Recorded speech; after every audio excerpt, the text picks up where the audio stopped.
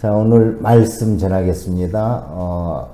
5주년 감사 예배로 제목은 따로 정하지 않았는데 중심 주제는 모순으로 하겠습니다. 모순 한번 보여주시죠.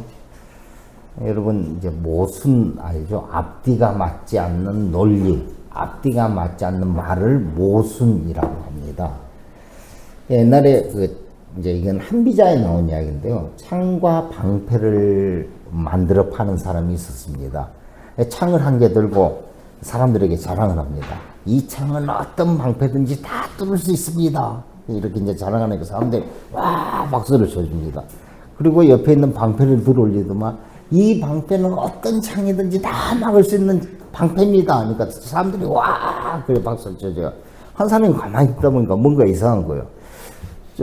그러면은 그 창으로 그 방패를 찌르면 어떻게 되나요? 창이 방패를 뜯나요? 안 그러면 방패가 막나요? 하니까는 이분이 할 말이 없는 거죠. 이걸 만들어서 파시는 분이. 그러면서 아무 말도 하지 못하고 도망쳤다 해가지고. 근데 여기서 모순이라는 단어가 나오죠.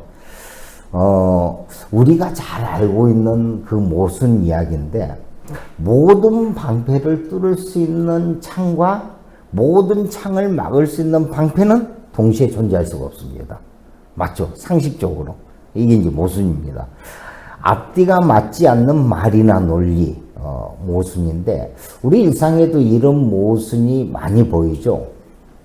이제 우리 개인의 삶으로 돌아보겠습니다. 타인의 조언이나 잔소리, 비판을 싫어합니다. 내가 싫어해요. 그런데 또 내가 타인의 삶에 대해서는 이래라 저래라 쉽게 조언하고 비판합니다. 이게 우리의 모습이기도 하죠. 나는 싫어하면서 나는 또 하고 있는 거예요. 그래서 예수님이 산상순에서 판단받지 않으려거든 판단하지 마라 이렇게까지 말씀을 하셨죠. 또 인간은 본능 중에 하나인데 다른 이들의 시선이나 관심을 받기 싫어해요. 그러면서 동시에 타인에게 인정받고 싶어하는 욕망이 있습니다. 이 두 가지가 동시에 존재하죠. 특별히 이제 우리 각 개인의 저를 놓고 보면 저도 좀 그런 게 있어요. 섞이기를 싫어하면서 또 섞이고 싶어요. 그러니까는 결혼 생활에서 그런 얘기 많이 하잖아요. 혼자 있고 싶은 생각. 그런데 같이 있으려고 결혼했는데 혼자 있기 싫어서 같이 있으려고 결혼했는데 결혼하고 나서 또 혼자 있고 자기만의 시간을 가지고 싶거든요. 이 두 개가 항상 공존하는 게 우리의 삶이잖아요. 그래서 이게 모순이라는 거죠. 조금 현실적인 문제로 가보면요. 경제적으로 풍요로운 선진국의 행복 지수보다 경제적으로 어려운 나라들의 행복 지수가 높습니다. 좀 모순이죠. 상식적으로 봤을 때. 그래서 물질적으로 삶이 풍요로운 사람들이 자살률이 높아요. 그런데요, 고난, 환난 속에서 힘들어하는 사람들은 자살하지 않아요. 억지까지 살아갑니다. 모순이죠. 이걸 희한하죠. 이렇게 사람들이 이야기를 하는데 이게 모순입니다. 이게 현실의 모순인데 실질적으로 그렇다는 거죠. 그런데 고난, 환난 속에서 자살하지 않고 참 열심히 살아가고 악착같이 살아가는 것을 봤을 때 이런 거 보면 하나님이 당신의 자녀들에게 고난을 허락한 이유가 있는 것도 같아요, 보니까는. 왜? 너무 편안하면은 죽거든요. 그냥 무의미해서 사라지거든요. 그런데 그게 아니라 힘들고 어려운 상황에서는 악착같이 그 삶을 이겨나가더라는 것이죠. 자, 이렇게 인간 삶은 하나하나 돌아보면 모순 덩어리입니다. 자, 인간이 이 모순의 삶에서 벗어날 수 없을까요? 자, 사실 없습니다. 이 모순을 안고 살아가는 게 인간입니다. 이걸 벗어날 수는 없고요. 이런 모순 속에서 살아가는데 성경은 말하기를 이 모순을 이해하면서 살아간다고 그래요. 이 모순을 안고 살아간다고 그래요. 그러니까는 인간은 모순 덩어리인 존재가 맞는데 이 존재를 부정적으로 보지 않고 그냥 긍정하고 이해해버린 게 성경의 시각입니다. 어떻게 되냐면요. 모순된 둘이 하나가 됩니다. 그러니까 고난, 환난을 은혜로 이해하고요. 실패를 승리로 이해합니다. 이렇게 바뀌어진다는 거죠.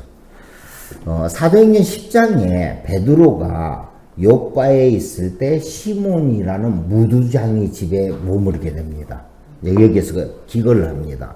무두장이가 뭐냐면요, 동물의 시체에서 가죽을 벗겨내 가지고요, 이 가죽을 그러니까 피혁이죠. 이 가죽을 다른 제품을 만들 수 있는 가죽으로 만드는 역할을 하는 거예요. 이 무두질이라고 우리말에 되어 있는데요. 자, 이렇게 만든 그 무두질을 해서 만든 가죽이 이제 다른 사람들에게 그 신발을 뭐 만드는 사람한테 넘어가서 신발을 만들고요, 이렇게 여러 가지 물품을 만들었습니다. 그런데 당시 의대사에서는 동물의 시체를 만지면은 부정한 사람도 되겠습니다. 그래서 사람들은 이 무두장이를 가까이 하지 않으려고 했습니다. 좀 멀리하고 배척했습니다. 그러나 그들이 만든 가죽 제품은 아주 귀하게 여겼죠. 자, 즉 물건은 귀하게 여기고 그것을 만드는 사람을 천하게 여기는 모순의 사회였습니다. 모순의 사회였죠. 자, 그러나 베드로는 당시 이 모순된 사회의 통념을 깨고 거룩한 예수 그리스도의 제자로서 시체를 만지는 무두장이 시몬의 집에서 기거를 합니다. 자, 베드로가 시몬의 집에 머물면서 하늘에서 보자기 같은 큰 그릇이 내려오는 환상을 봅니다. 그 그릇 안에는 여러 가지 그 율법에서 부정하다고 정해져 있는 그런 짐승들이 그 그릇 안에 있었고요. 하나님 그걸 먹으라고 합니다.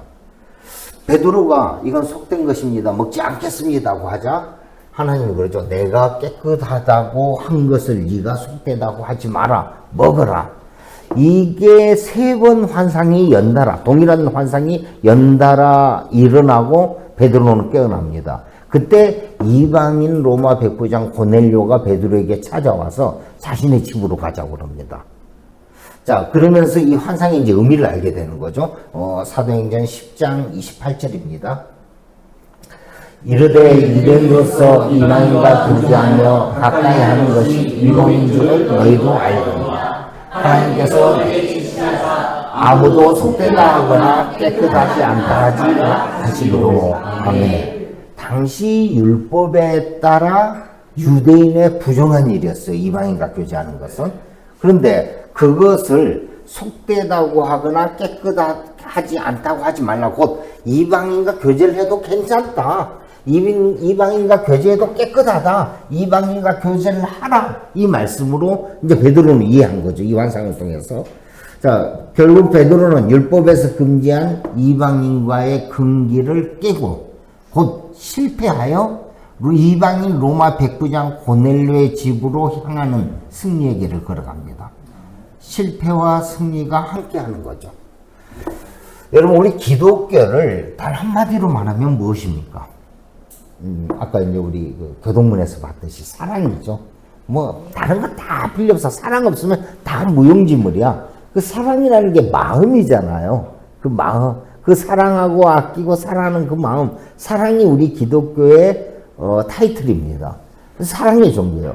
자, 우리 기독교는 사랑의 종교, 특별히 이웃 사랑의 종교입니다. 구약 성경은 이웃 사랑을 나그네 사랑으로 표현합니다. 그런데 나그네는 대부분 이방인입니다. 우리나라, 우리 동네 사람이 아니에요. 내가 모르는 이방인들입니다. 자, 성경은 이 나그네를 대접하면 부지 중에 천사를 대접하는 것으로 그립니다. 아브라함의 그런 내용들 보면 나오죠. 자, 이렇게 중요한 나그네 사랑을 명령하는데 또 율법은 이방인과 교제를 금지하고 식사를 금지합니다. 모순입니다. 내 거룩함을 지키기에 이방인 불신자들의 교제 금지는 이해가 되는데, 그러면서 또 나그네 사랑을 자그마치 36번이나 등장시키면서 나그네를 사랑하라고 합니다. 모순이에요. 어떻게 하죠? 자, 어떻게 만나지 않고 교제하지 않고 함께 식사하지 않으면서 나그네를 사랑할 수 있습니까? 베드로는 보자기 같은 그릇에 담긴 부정한 짐승을 먹으라는 3번의 환상을 보고 이 모순에서 벗어납니다. 하나님은 진정한 거룩을, 율법의 진정한 의미인 사랑을 율법에 실패함으로써 이룰 수 있다는 것을 베드로에게 보여준 것이죠. 이게 율법을 뛰어넘는 겁니다. 자, 이렇게 베드로의 첫 이방인 사역이 방금 제가 말씀드린 이 내용입니다. 기독교의 세계의 대장정이 이 일로 시작이 됩니다. 그 전까지는 유대인 안에서, 유대인 지역 안에 머물렀거든요. 이제는 율법과 이방인의 모순에서 벗어난 기독교의 사랑이 시작이 된 것이죠. 사랑하는 성도 여러분, 하나님이 베드로에게 보여준 사랑으로 인하여 베드로의 모순이 사라졌습니다. 베드로의 편견이 사라졌습니다. 베드로의 율법이 사라졌습니다. 이제 베드로에게 순수하게 예수 그리스도의 사랑만이 남았습니다. 예수 그리스도를 진정으로 믿으면 종교적 편협함이나 율법의 규정에 매달리지 않고 사랑을 실천함으로 거룩해집니다. 이렇게 되면 사랑 안에서 진정으로 자유하게 됐다라고 예수님은 말씀하시죠. 자, 그 사랑 안에서의 자유함. 그래서 모순이 다 이해되고 모순이 다 뛰어넘는 그런 자유함이 여러분에게 차고 넘치길 소망합니다. 아멘. 자, 오늘 본문은 예수님이 해당해서 하신 첫 설교입니다. 누가복음 4장 18에서 21절입니다. 주의 성령이 내게 임하셨으니 이는 가난한 자에게 복음을 전하게 하시려고 내게 기름을 부으시고 나를 보내사 포로된 자에게 자유를, 눈먼 자에게 가슴 보감을 전파하며 눌린 자를 자유롭게 하고 주의 은혜의 행을 전파하게 하려 하심이라 하였더라. 책을 덮어 그 맡은 자에게 주시고 앉으시니 회당에 있는 자들이 다 주목하여 보더라. 이에 예수께서 그들에게 말씀하시되 이 글이 오늘 너희에게 응하였느니라. 아멘. 이 글이 오늘 너희에게 응하였느니라. 응하였느니라. 저 마지막 헬라어가 플레로인데요. 성취되었느니라. 완성되었느니라. 성취되었다, 완성되었다 있습니다. 그래서 오늘 너희에게 성취되었느니라. 방금 앞에서 이야기한 게 오늘 너희에게 완성되었느니라. 이사야 선지자가 예언했던 메시아의 사역이 예수님을 통해서 바로 이 말씀이 선포된 지금 이곳에서 완성되었다고 지금 예수님은 선포하십니다. 자, 이 앞에 내용이 뭐냐면요. 은혜해, 주의 은혜해. 이걸 희년이라고 그러는데요. 기쁘리 자를 써서 기쁨의 해라고 그럽니다. 은혜해, 기쁨의 해가 성취되었고 완성되었다는 내용입니다. 기쁨의 해가, 그러니까 희년이 뭐냐면요. 노예로 팔렸던 사람이 해방돼서 가족의 품으로 돌아온 해입니다. 경제적 어려움으로 인해 팔았던 가족의 땅이 원래 주인에게 다시 돌아옵니다. 기존에 있었던 모든 빚이 다 청산이 됩니다. 이렇게 포로된 자가 풀려나고 눈먼 자가 다시 보고 눌린 자가 자유롭게 되는 해가 그 날이 은혜의 해입니다. 우리가 예수 그리스도, 그러니까 예수 안에서 하나님을 믿으면요. 그러니까 예수님을 믿으면 저런 그 해방의 날을 맞이한다라는 거예요. 모순된 삶에서 벗어나 진정한 사랑의 자유가 완성된다는 말씀이거든요. 저는 가끔 이런 생각합니다. 제가 다시 40년 전으로 돌아가서 제가 20대 초반이 됐어요. 다들 20대가 꽃 같은 나이잖아요. 그래서 10대는 좀 힘들 것 같고 여전히 잡혀서 공부해야 되니까는 이제 학교도 졸업하고 20대면 뭐 내가 마음대로 좀 할 수 있는 나이니까. 그래서 20대에 그 20살의 팔팔한 청춘으로 돌아간다면 나는 어떤 삶을 살까 하고 고민해 봤습니다. 아니 뭐 여러분도 가끔 그런 고민하지 않나요? 내가 20살만 돼서 지금 같이 살지 않을까요? 뭐 이렇게 이제 고민들을 하시죠. 제가 진지하게 한번 생각을 해봤어요. 제가 20살이 다시 됐어요. 20살이 됐는데, 자, 현재의 기억은 없습니다. 지금 기억이 있으면 안 되죠. 지금 기억이 없고, 딱 20살이 됐을 때, 그러니까 당시 20살가 툭 던져진 거예요, 저는.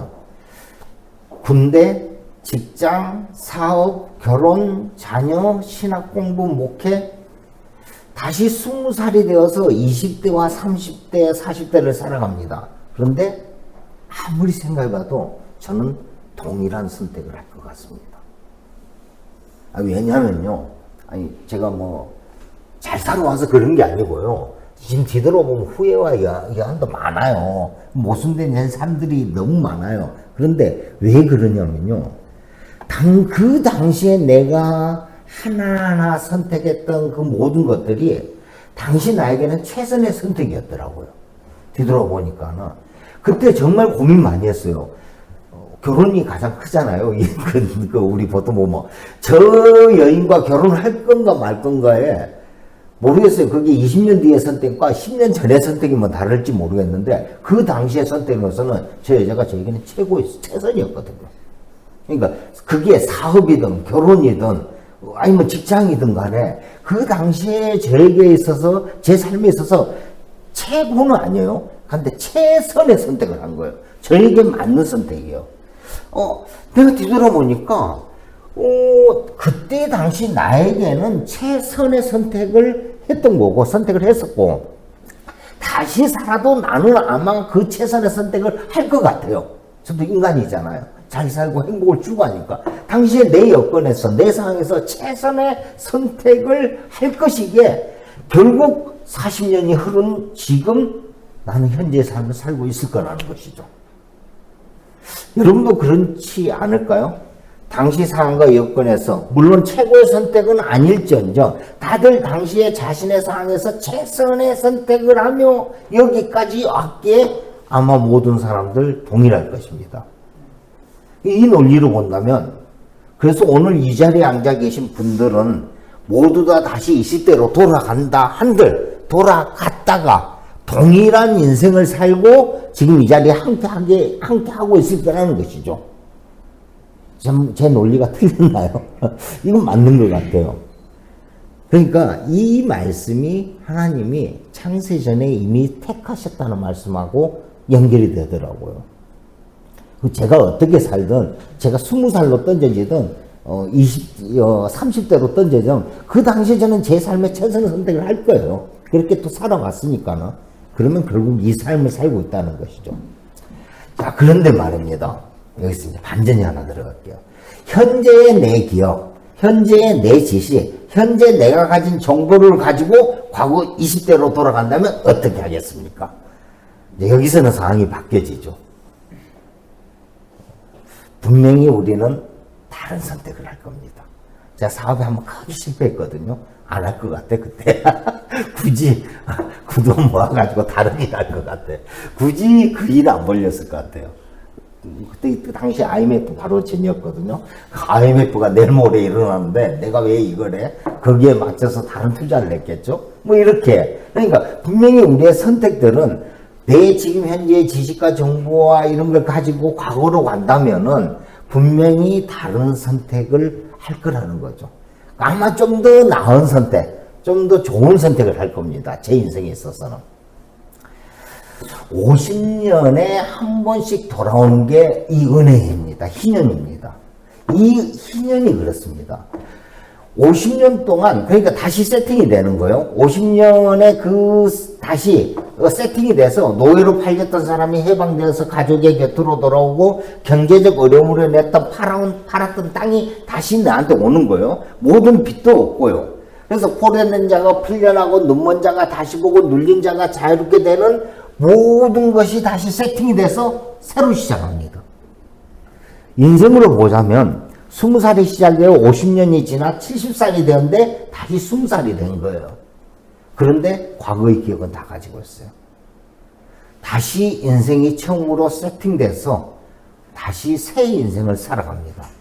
자, 이제 여러분은 어떻게 살아가시겠습니까? 과거의 삶을 그대로 반복하며 살아가시겠습니까? 아니면 과거보다 더 나은 선택을 하시며 살아가시겠습니까? 당연히 좀 더 나은 선택을 하면서 좀 더 나은 삶을 살아가실 겁니다. 저는 그 결정을 이렇게 보죠. 하나님 안에서 내 가족과 이웃을 사랑하며 진짜 살아가는 거. 그게 사랑의 삶이잖아요. 우리 기독교에서는 그걸 사랑이라고 그래요. 그 사랑의 삶을 살아가실 겁니다. 사랑하는 사람들과 함께 할 것이며 자신이 하고 싶은 일을 하면서 꿈꾸던 그 일을 직접 하면서 살아가실 겁니다. 실수로 굳이 반복하지 않을 것이고요. 그래서 좀 더 나은 삶을 영위할 것입니다. 오늘 본문이 이 말씀이라는 거예요. 예수 그리스도를 믿는 그 순간이 은혜의 해가 되고요. 은혜의 해가 완성되어서 다시 시작된다는 말이에요. 그날이 바로 오늘입니다. 오늘 50년 전으로 돌아가 오늘부터 다른 선택을 하며 다른 인생을 살아갑니다. 이제부터 새롭게 시작입니다. 결론입니다. 사랑하는 성도 여러분, 예수 그리스도를 만나면요, 희년이 완성이 됩니다. 곧 그게 그렇게 이루어진다는 거예요. 빚도 사라지고요, 내가 팔았던 땅도 가져오고요, 그대로 그냥 놓였던 게 풀려나서 자연이 되고요, 완전 다시 모든 것이 처음으로 세팅이 됩니다. 자, 그러니까 과거는 놔두시고 앞으로의 인생을 살아가십시오. 그리스도 사랑 안에서 새로운 인생을 시작하는 겁니다. 오늘부터 그리스도 예수 안에서 만난 하나님과 함께 모순된 삶에서 벗어나 이 모순이 하나가 된 진정한 자인으로 서로 사랑하며 살아가시길 축복합니다.